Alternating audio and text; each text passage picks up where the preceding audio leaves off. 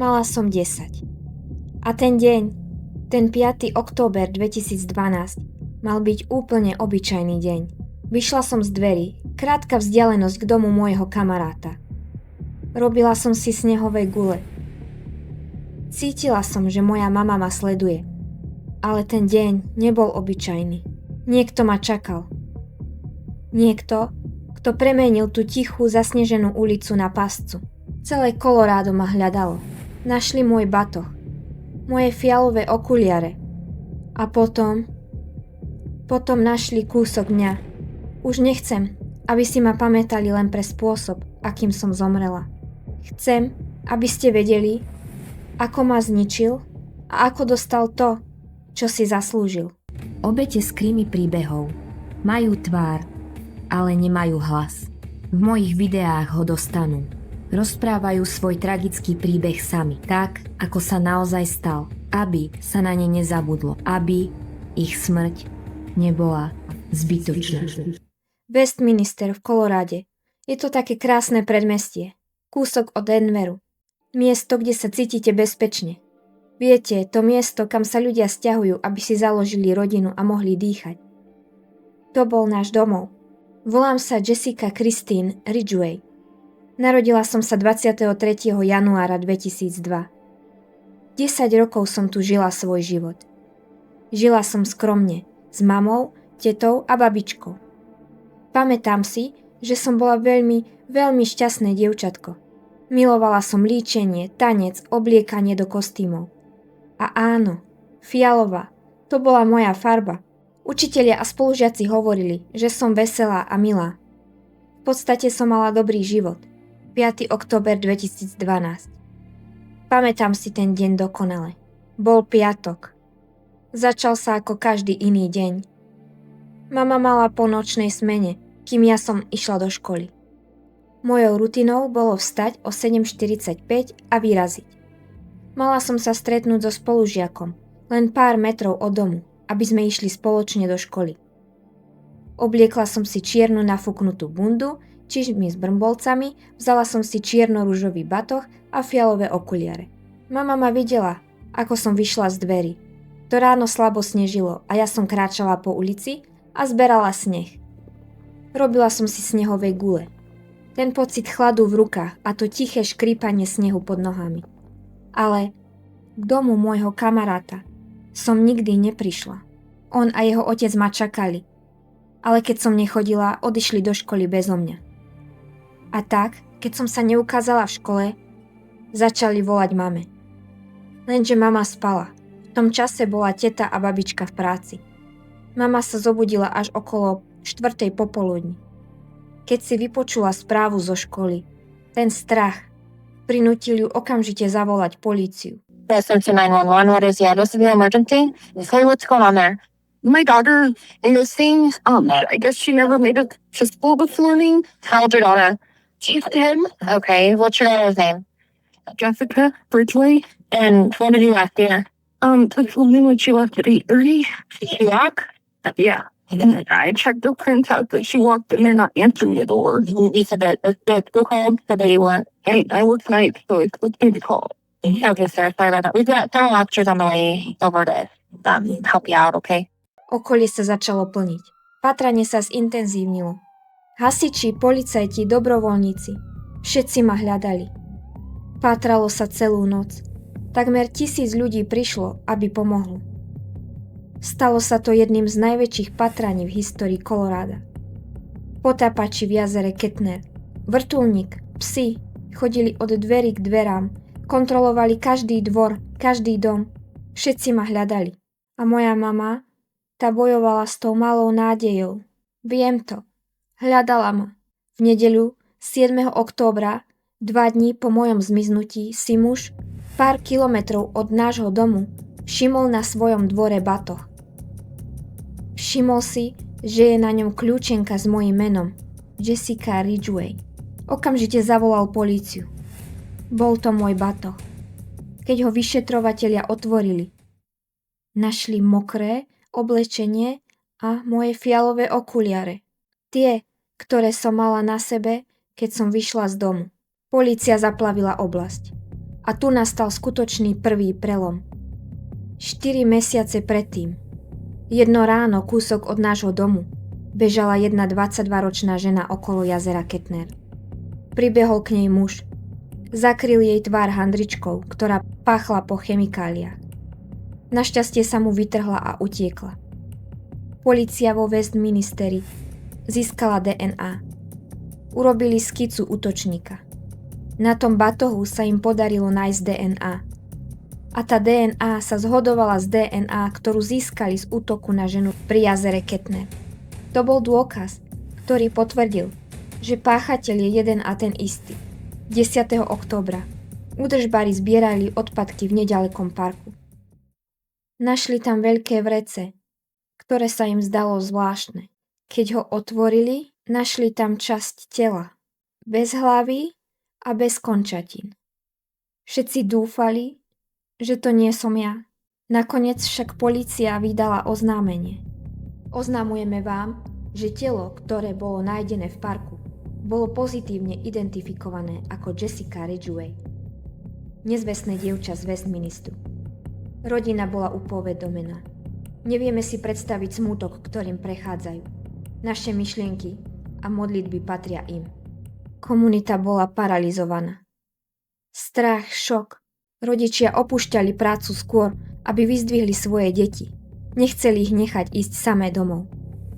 Vyšetrovatelia pracovali non-stop, zbierali tisíce tipov a dokonca odobrali dobrovoľné výtery DNA od 700 miestnych obyvateľov. Na môj pohreb prišlo vyše 2000 ľudí. Guvernér mal na sebe fialovú košeľu. Cítila som lásku celého štátu. Potom, 19. oktobra, polícia zverejnila kľúčový detail. Našla 2,5 cm drevený kríž. Malý krížik. Vyzvali každého, kto ho spoznal, aby sa prihlásil. Povedali, že môže byť kľúčový.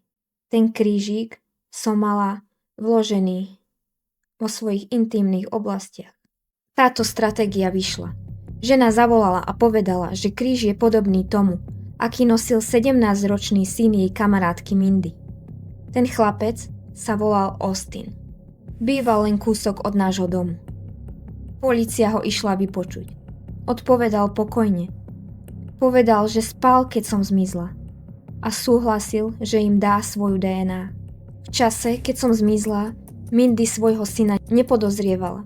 Ani potom, čo FBI odobrala jeho DNA. Verila, že to je len spôsob, ako pomôcť polícii. Netušila však, že jej syn je monštrum, ktorý premenil jej dom na pohrebisko. Keď v správach počula popis možného podozrivého, znelo to presne ako jej syn. Napísala mu správu, myslela si, že je to len zvláštna náhoda. Pamätala si, ako neprejavoval žiadne emócie. Žiadne. Ale to, čo začalo ako temné podozrenie, sa stalo krutou istotou. Austin si bol istý, že toto jeho DNA sa bude zhodovať a preto začal panikáriť. V laboratóriu však došlo k chybe. Jeho DNA bola omylom pridaná k schváleným vzorkám. Ale on to nevedel. Keď sa Mindy vrátila domov z práce a išla sa osprchovať, našla svojho syna Austina sedieť na posteli. Vtedy jej povedal, že sa musí zdôveriť s niečím veľmi dôležitým. Mindy sa ho opýtala. Má to niečo spoločné s Jessicou? A hneď potom nasledoval hovor na tiesňovú linku. Hovor, ktorý urobila Mindy. Hi, this is Molly at Westminster Police. Can I help you? Hi, I need you to come to my house. My son wants to turn himself in for the Jessica Ridgway murder. And what's going on there? I'm not hear me. He just confessed to killing her. I know. I want you to tell me what's going on. Can you tell me exactly what he said? But he did it, and he gave me details, and her remains are in my house. Did you see them? No. Is he there with you? Yes. Is he cooperative? Yeah. How old is your son? 17. What is your son's name? Austin Tig. Austin mal 17 a v dome, len kúsok od miesta, kde som si robila tie snehové gule, ležala časť mňa. Pravda bola vonku. Austin, syn mediálneho manažera, študoval pohrebnú vedu. Fascinoval ho koniec. Vo veku 12 rokov sa stal závislým na detskej pornografii. Ale terapia sa ukázala ako neúčinná. To, čo začalo ako temná posadnutosť, sa postupne prehlbovalo. Vo svojom mobile mal záznamy, ktoré obsahovali scény s rozštvrtením, otroctvom a znásilnením. Austin nebol žiadny náhodný pachateľ. Bol to predátor, ktorý sa pomaly vyvíjal v tichosti priamo za dverami. Jeho matka len chcela, aby toto všetko skončilo. Chcela, aby polícia prišla a oslobodila ju od prítomnosti jej vlastného syna. Hello. Is this Austin? Yes, it is. Hi, Austin. This is Molly at the Westminster Police Department. Guys, can you tell me a little bit about what's going on right now, or how you're feeling, or how did this come about? I don't exactly get why you're asking these questions. Austin bol chladný. Policajtom povedal, že nebude klásť odpor. Mindy šla otvoriť dvere, keď prišli policajti v civile. Zatiaľ čo Austin sedel pripravený v obývačke. Vyšetrovatelia ho vypočuli. Začal skladať mozaiku hrôzy, ktorá sa stala toho rána. Povedal im, že ma nepoznal, ale že si ma náhodne vytipoval a sledoval ma. Schovával sa na zadnom sedadle svojho džípu. Vedel, že ma musí predbehnúť, keď budem prechádzať ulicou. Keď som išla popri ňom, vystúpil a chytil ma. Kričala som, ale nikto ma nepočul. Spútal mi zápestia a členky. Odviezol ma, robil náhodné zákruty, až kým nezastavil u seba doma. Bála som sa. Pýtala som sa, či pozná moju mamu. Pamätám si, že som sa pomočila od strachu. To, čo následovalo, bola chladnokrvná, systematická hrôza. Vzal mi moje oblečenie nasiaknuté močom a požiadal ma, aby som si ho dala do batohu. Do toho batohu, ktorý sa potom neskôr našiel. Potom sa ma pokúsil uškrtiť zipsom. Keď sa zips roztrhol, použil ruky. Škrtil ma 3 minúty. Keď si všimol, že ešte dýcham, vzal ma do kúpeľne a utopil ma v horúcej vode. A potom sa stalo to najhoršie. Austin použil pílu a malý nôž na to, aby ma rozštvrtil. Rozrezal ma na menšie kúsky a niektoré spláchol do toalety. A hlavu a orgány si nechal vo svojom dome, v skrýši pod podlahou. Umiestnil do mňa ten malý drevený kríž. A keď počul, že polícia hľadá stopy, odviezol môj batoh a môj trup ten ukryl v parku. Tam ma našli. Austin bol odsúdený na 40 rokov za vraždu a bolo mu pridaných ďalších 86 rokov za ostatné obvinenia.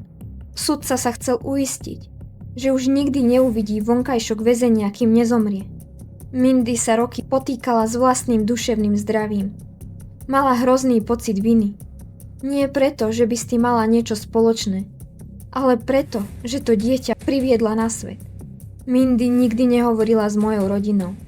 Bála sa odsúdenia. Ale v tom tichu, v ktorom žili obe rodiny, existovalo niečo, o čom Mindy nevedela. Vďačnosť. Moja mama ju nikdy neodsúdila. Miesto toho, aby sa snažila schovať alebo utiecť, udala Mindy svojho vlastného syna. A pravdepodobne to zachránilo ďalšie deti. Pretože nevieme, či po tom, čo ma pripravil o život, by sa o to nepokúsil znova. Moja mama povedala: Bolo úžasné, že myslela na naše dieťa, na Jessiku, namiesto na svoje vlastné dieťa. A my jej za to každý deň ďakujeme. Pre Mindy bol Austin dobrý chlapec. Ten typ, ktorý dostával komplimenty od učiteľov a ostatných rodičov. Hovorila, že bol múdry, múdrejší než ostatné deti, hoci v škole bojoval s domácimi úlohami. Až neskôr Mindy pochopila, že jej syn bol v škole šikanovaný pre svoj hlas. Hovorila, že si boli naozaj blízki. Napriek tomu jej nikdy o šikane nepovedal. Mindy sa roky potýkala s vlastným duševným zdravím. Jej bolesť bola taká veľká, že často zápasila so samovražednými myšlienkami. Vravela, že išla autom domov a premýšľala, ako zíde z cesty. Hovorila si, prečo do nej nemôže naraziť nákladiak.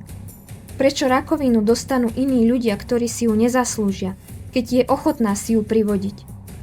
Prečo sa jej nič z toho nemôže stať?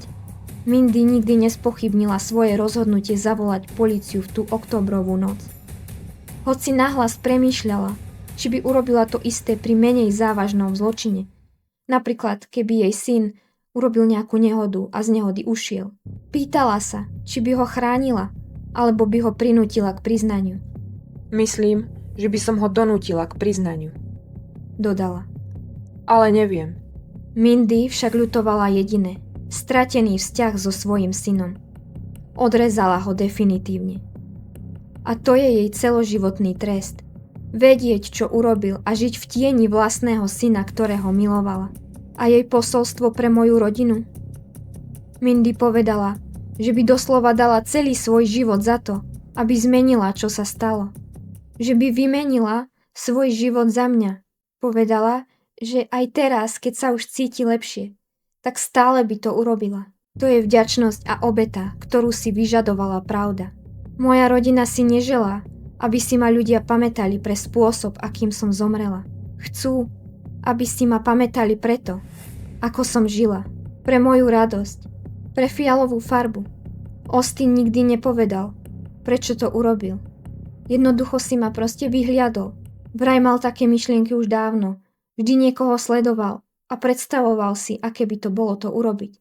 Presne rok po tom osudnom októbri mesto Westminster premenovalo môj obľúbený park nedaleko nášho domu na pamätník Jessica Ridgway. Je to ihrisko. Má tam fialovú stuhu, vlastne všetky tie preliesky sú fialové. To je môj odkaz. Môj príbeh sa síce skončil temne, ale moja pamiatka, tá svieti na fialovo. A preto vás prosím, ak ste sa v tomto príbehu dostali až sem, napíšte mi tam hore do komentárov fialové srdiečko. Nech viem, že moja spomienka tu bude žiť večne, i keď ja už tu nie som. A takto, v tichom vedomí, že vďaka odvahe jedného rodiča a odhodlaniu celej komunity už Austin nikdy nikomu neublíži. A tým sa môj príbeh uzatvára. Som Jessica Ridgway a ďakujem, že ste si vypočuli môj tragický príbeh.